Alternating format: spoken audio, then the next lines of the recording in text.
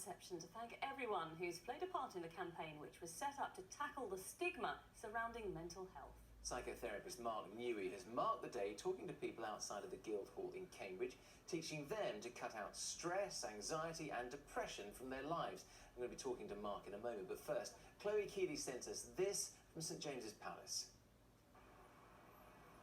Prince William and Prince Harry invited people here to St James's Palace today really to thank them for the part they played in making their campaign a success. So you may remember the princes, together with the Duchess of Cambridge, set up a charity called Heads Together with the aim of reducing the stigma around mental health and really just getting more people talking about it. So some of the people that were invited here today are people that spoke out about their own experiences of mental health as part of that campaign, and others are people that took part in activities to raise money but also to raise awareness of the cause. And I've been speaking to some of them to find out what it meant to them to be invited here today. I think it's a real achievement in the space of just 2 years. They've made, or 1.5 years, made this charity so big and really prepared people to have this conversation about mental health and really sort of normalised it. So it's less of an issue now. People can approach each other, whether they're colleagues, family, or just friends, and really start that conversation and sort of start the sort of healing process. And in just a few months, it's now become from pretty much nothing to one of the biggest charities in the UK. Well, it does seem as though the campaign is starting to have a real impact. Just a few days ago, the results of a survey showed that since the charity launched its OK to Say campaign, millions more people have started talking about mental health. Now, it isn't long since Prince Harry gave a very candid interview about coping with the death of his mother, in which he said that he wanted to smash the stigma surrounding mental health. And it does seem as though slowly but surely his charity is starting to do just that.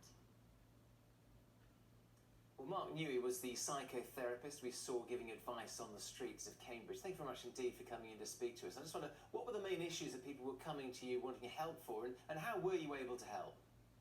Well, actually, there's a whole variety of issues, which is always the way with mental health. Some of the people were students who were struggling with the pressure at university.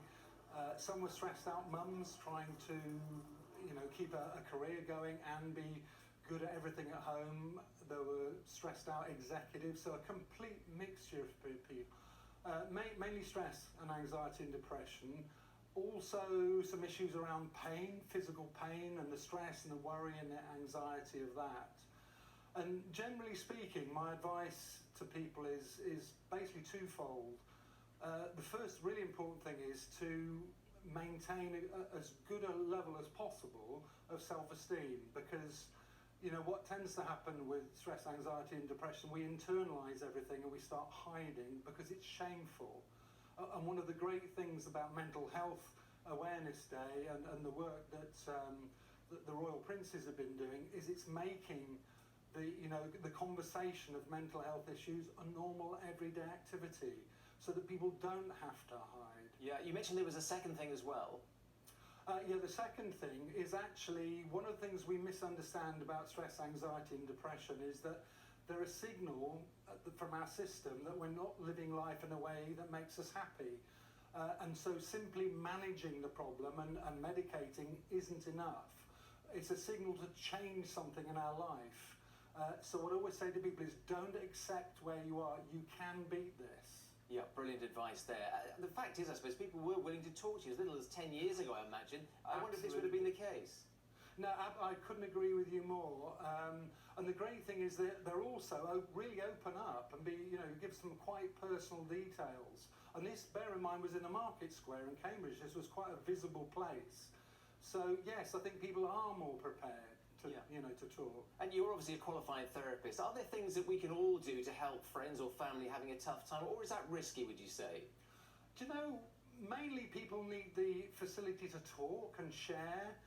And the great thing about Mental Health Awareness Day is, as it becomes more normal to talk about these things, people should be able to talk about the problems they're having earlier. It's when we bottle everything up and it gets worse and worse and worse that it gets much more difficult to deal with. But if we start talking to our mates before it becomes a real problem, actually that can really help. Yeah, I'm sure it is. Mark, it's been great speaking to you. Thank you very much indeed for your time today. Pleasure. every day. Yeah, brilliant, isn't it? Really interesting. Next, if you have been